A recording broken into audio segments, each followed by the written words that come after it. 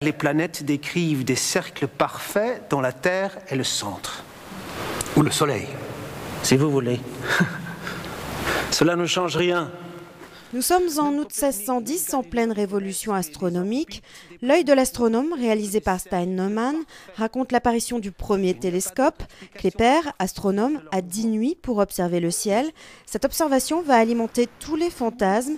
L'action se déroule à Prague et pourtant, ce film vient d'être réalisé dans le Nord. Et d'ici juin 2010, 7 longs métrages vont être tournés dans la région, dont celui de Cédric Klapisch, Martin Provost ou Vincent Garand. Motivation des réalisateurs, les aides financières accordées à la réalisation, mais surtout la présence de lieux chargés d'histoire. Le film de Stein Neumann a été tourné en grande partie sur l'ancien site minier de Wallers-à-Rambert. Allez, moteur. Ça tourne 6/4. Je ne connaissais pas du tout, j'étais très surpris, très touché. J'étais très perplexe au début parce que je me disais quand même, oui c'est de grands volumes, oui les murs sont beaux et ils vont pouvoir résister au fond au filmage.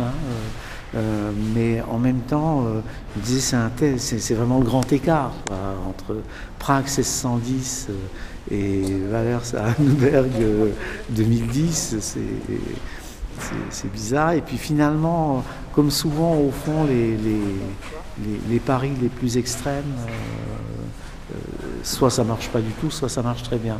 Nous on a eu la chance que ça marche très bien, enfin de mon point de vue.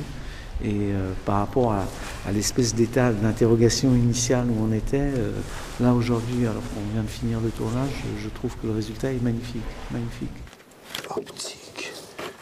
Un lieu qui a une existence, oui. On peut dire une âme, on peut dire tout simplement qu'il a une force propre qui est tout simplement il a été fait pour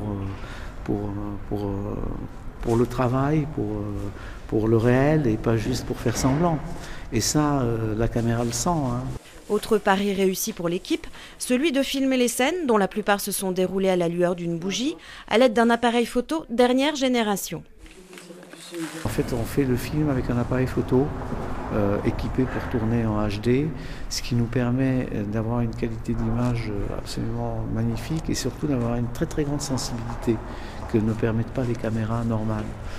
Ça veut dire qu'on a pu faire pratiquement tout le film en tournant pour de vrai, avec des bougies, avec des lampes à huile et en faisant ce que moi je voulais faire depuis le début, c'est-à-dire en plongeant le spectateur vraiment dans l'obscurité et la lumière du début du XVIIe siècle, qui n'a rien à voir avec nos univers à nous qui sont baignés par la lumière électrique.